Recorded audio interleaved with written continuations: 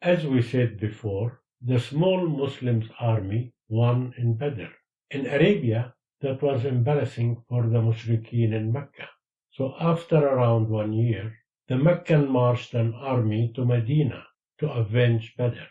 A battle took place in the valley north of the mountain of Uhud, on the northern outskirts of Medina. The 3,000 men strong Meccan army ended winning that battle, and they recovered some of their dignity in front of the other Arabian tribes. Muslims lost 70 martyrs, while the Mecca Mushrikeen lost 30. The Meccan army left back to Mecca victorious. Then on year 5 after Hijrah, 29th December 626 AD, the Jews, Bani Nadir, the large Arab tribe of Ghatafan, and the Meccan Mushrikeen formed together an alliance and marched a 10,000 strong army to invade Medina and eradicate Islam. They were called the Confederates, and the battle was called the Battle of the Confederates.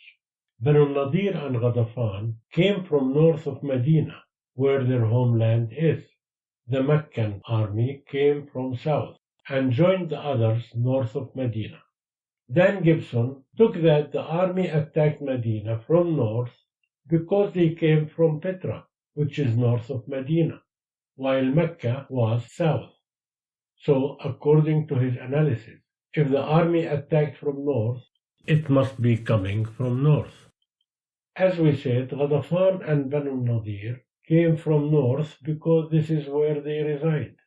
Banu Nadir came from Khaybar, and Ghatafan from the land between Khaybar and Tayma. Al-Medina is surrounded by mountains, forming natural defenses from south, east, and west. Only the north is open.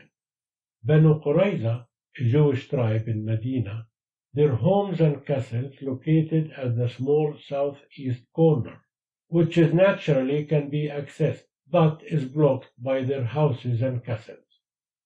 So, Medina can only be invaded from the north.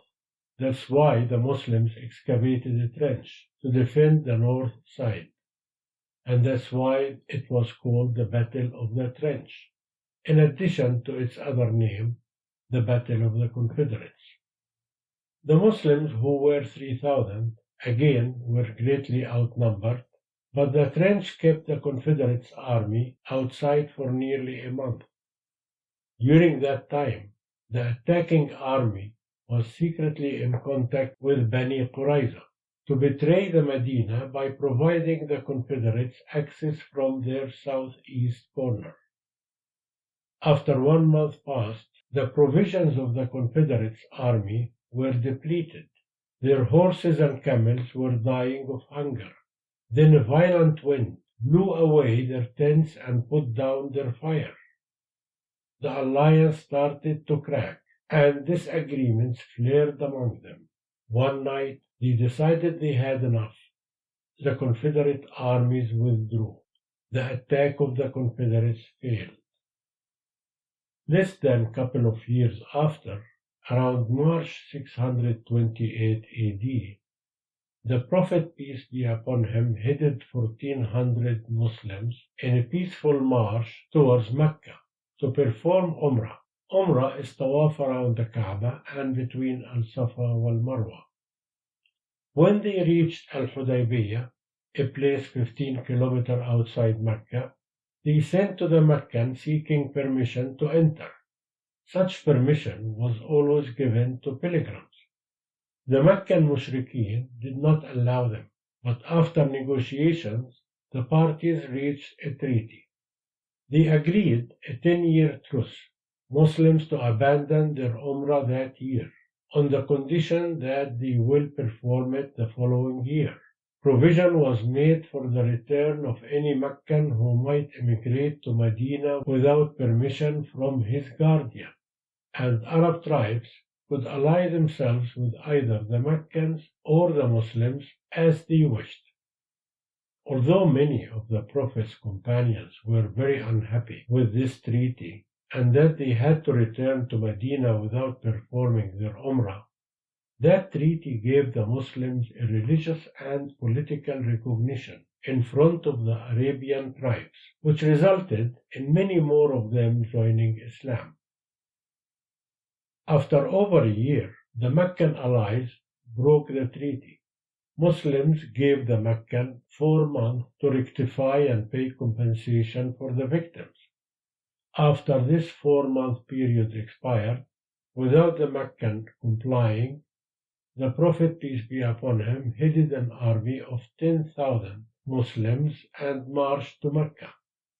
The conquest went largely uncontested, and he entered the city without bloodshed.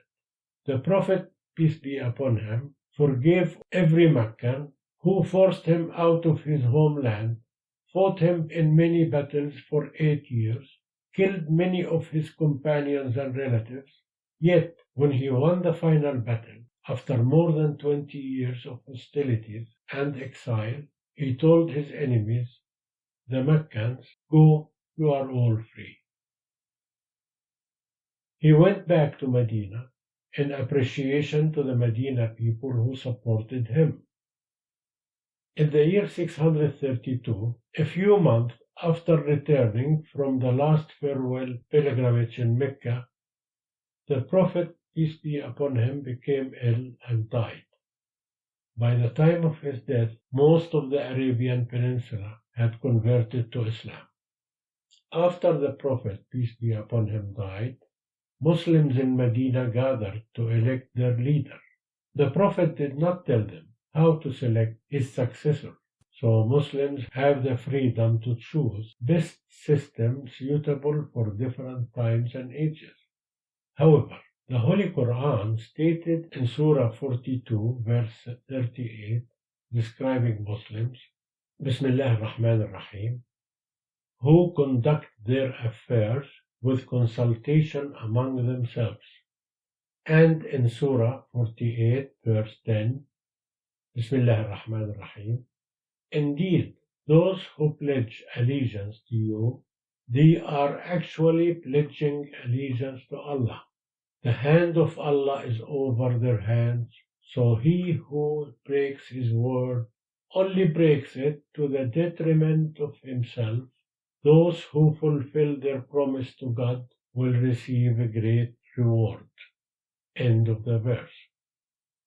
These two verses directed Muslims to a system of selecting their leaders by performing a consultation process between themselves to elect a ruler, then pledging allegiance to the one they selected. So, Muslims in Medina selected Abu Bakr al-Siddiq, who governed for 2 years. After he passed away, they elected Umar ibn al-Khattab, who governed for 11 years. Then they elected Uthman ibn Affan, who governed for 12 years. Last was Ali bin Abi Talib, who governed for 5 years.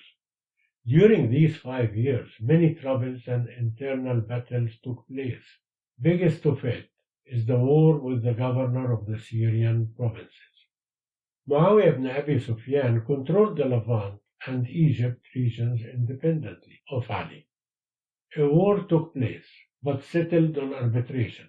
Then Ali was killed in 661 AD, 40 after Hijrah.